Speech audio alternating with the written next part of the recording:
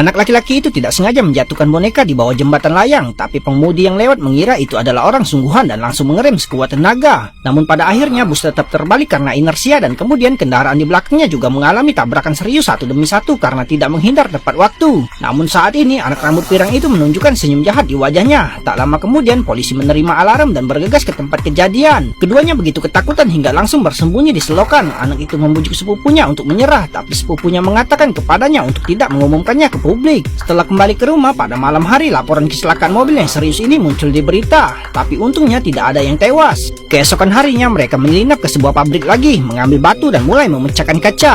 Karena kacanya pecah, mereka melupakan kejadian kemarin. Namun suara melengking itu segera diketahui oleh petugas keamanan. Untuk menangkap mereka, petugas keamanan melepaskan anjing untuk mengejar kedua orang itu, dan kedua orang itu sangat ketakutan hingga berlari mengejar mereka. Untungnya tepat saat mereka akan digigit, anak itu menutup pintu kayu dan melarikan diri. Tanpa diduga, anak itu tidak menyerah setelah pergi, tapi menyelinap ke gudang dan diam-diam mengeluarkan panah dan menembak anjing itu secara langsung. Agar tidak ketahuan, ia juga memasukkan anjing itu ke dalam karung dan melemparkannya ke sumur kering. Karena kejadian ini, anak itu memutuskan untuk tidak bermain lagi dengan sepupunya yang pemarah itu lagi. Saat sang adik sedang bermain skating, ia tidak sengaja terlempar ke area berbahaya oleh kakaknya. Akibatnya begitu ia berdiri, es di bawah kakinya dengan cepat pecah dan kemudian sang adik langsung jatuh ke danau yang dingin. Melihat adiknya menjerit di danau karena tenggelam, anak itu buru-buru merangkak dan mengulurkan tangannya untuk meraihnya. Tanpa disadarinya, ia sebenarnya tidak ingin menyelamatkan adiknya karena bagaimanapun juga ada begitu banyak orang yang menonton dan ia hanya berpura-pura. Beruntung tepat saat adiknya hendak tenggelam ke dasar danau, petugas area seluncur datang tepat waktu, mengambil kapak dan mulai memecahkan es. Adiknya akhirnya diselamatkan oleh mereka. Sang adik dikirim ke rumah sakit untuk dirawat tepat waktu.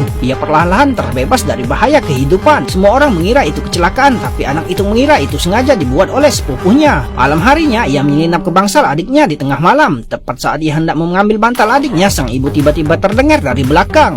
Ternyata ibunya tinggal di bangsal itu untuk merawat adiknya. Ia harus menjelaskan bahwa itu karena ia tidak merawat adiknya dengan baik, dan kemudian ia pergi dari sini dengan cepat.